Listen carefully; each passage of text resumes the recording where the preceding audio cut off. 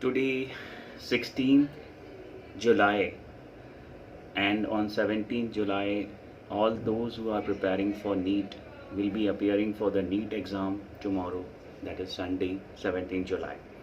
So I wish all of you, all the students who have studied hard for such a long duration and now they are going to appear in the exam tomorrow, Sunday, 17th July, NEET 22.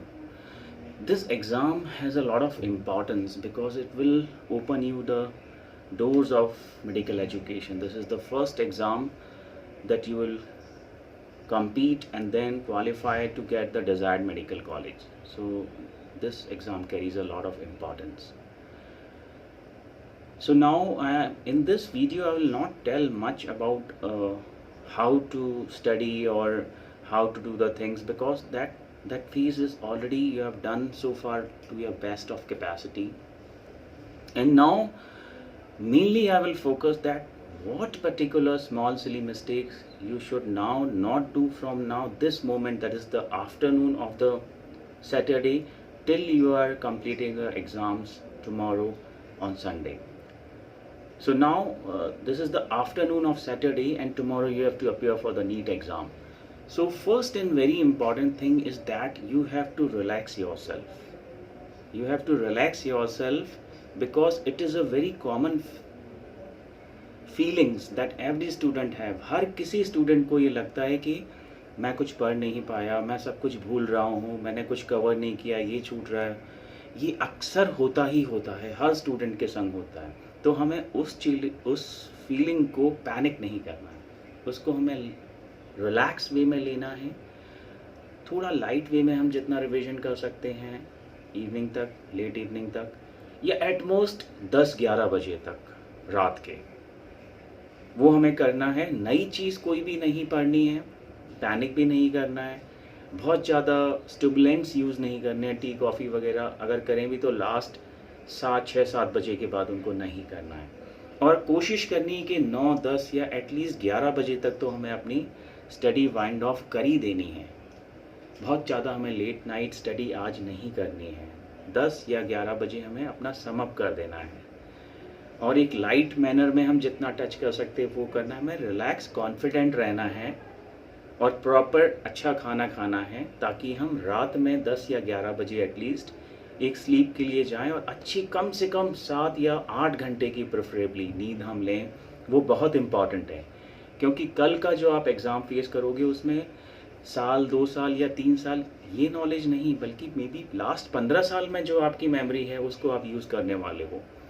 और कई बार वो हमारी attentiveness of mind की वजह से हम वहाँ पे ज़्यादा अच्छा पेपर कर पाते हैं, बजाय कि हम ज़्यादा आज की रात में स्टडी करके अपने मेंटल एग्जॉशन कर लें. नंबर 1 तो हमें आज रिलैक्स कूल रहते हुए थोड़ा बहुत जो भी आपने शेड्यूल बना रखा है अपने हिसाब से उसको हल्की सी ब्रशिंग करनी है और रात में प्रॉपर टाइम पे सोना है ताकि 8 घंटे नींद. नंबर 1. नंबर 2, जब भी आप कल मॉर्निंग में उठेंगे, जो भी आपका टाइम है 8 बजे का, या बहुत जल्दी नहीं उठना है, 8 या अकॉर्डिंग टू योर सेंटर. और आज ये इम्पॉर्टेंट है कि आपने सेंटर की और एडमिट कार्ड की पूरी प्रिपरेशन भी आज ही कर लें. जो भी फोटोग्राफ अटैच करने, थंब लगाना है, पेरेंट्स के सिग्नेचर लेने हैं, एक्स्ट्रा फ़ोटो लेनी है, सब रेडी आज ही रख लें. कल मॉर्निंग में पैनिक ना हो. सेंटर का भी आइडिया ले लें कि सेंटर कहाँ पे कैसे लोकेट करना है और एटलीस्ट 1 घंटे पहले पहुँचने की कोशिश करें सेंटर कल मॉर्निंग में. आपके शेड्यूल जो रिपोर्टेड टाइम है उसको हमें फॉलो करना है, लास्ट मोमेंट का पैनिक नहीं करना है. सेकेंड इम्पॉर्टेंट चीज़ ये है कि जब आप कल उठेंगे तो मेरी प्लीज़ ये रिक्वेस्ट है कि कल मॉर्निंग में आप कोई भी स्टडी ना करें. कल आपको कुछ नहीं पढ़ना, रिलैक्स होके थोड़ा ब्रेकफास्ट या जो भी टी कॉफ़ी या जो लेते हैं कंफर्टेबल तरीके से आपको 1 घंटे पहले सेंटर पहुंचना. कल बिल्कुल नहीं पढ़ें.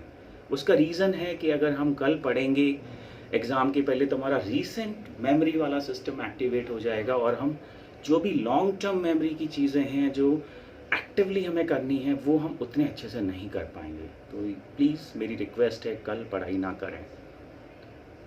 सेकेंड इम्पॉर्टेंट चीज़ है एग्ज़ाम को अटेम्प्ट करने से रिलेटेड. ये बहुत इम्पॉर्टेंट है.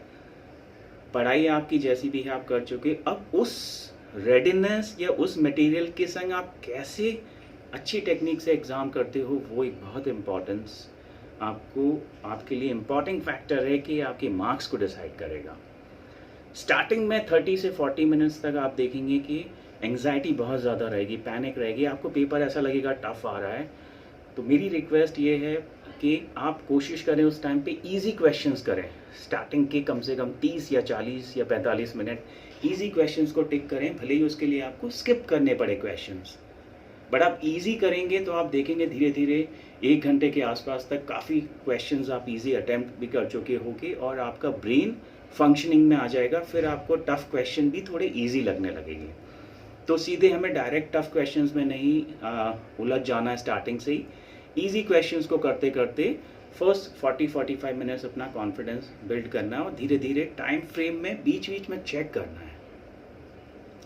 बहुत इम्पॉर्टेंट है कि हमें क्वेश्चन को प्रॉपरली पढ़ना है। एटलीस्ट 3 से 4 क्वेश्चन गलत पढ़ के, गलत इंटरप्रिटेट करके हम गलत मार्क कर देते हैं।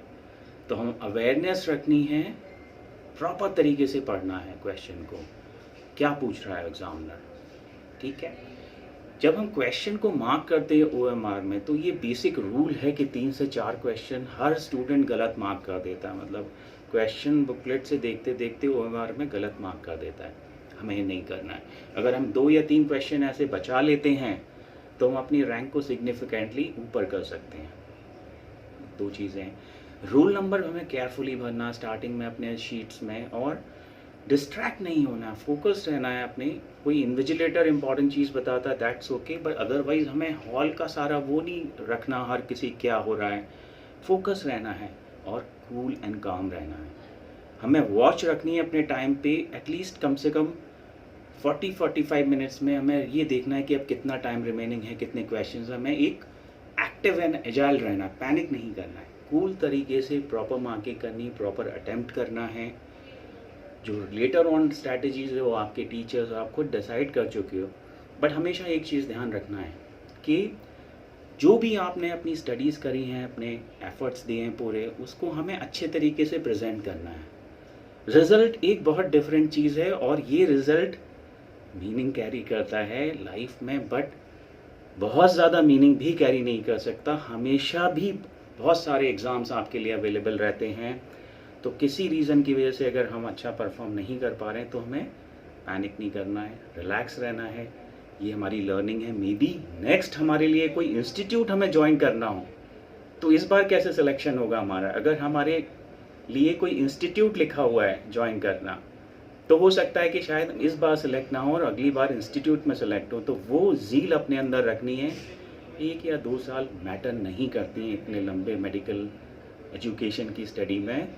तो कूल तरीके से अपना बेस्ट परफॉर्मेंस देना है, और कई बार नेचर भी आपको हेल्प करता है जब आप अपने बेस्ट आउटपुट देते हो, तो और रिलैक्स रहना है।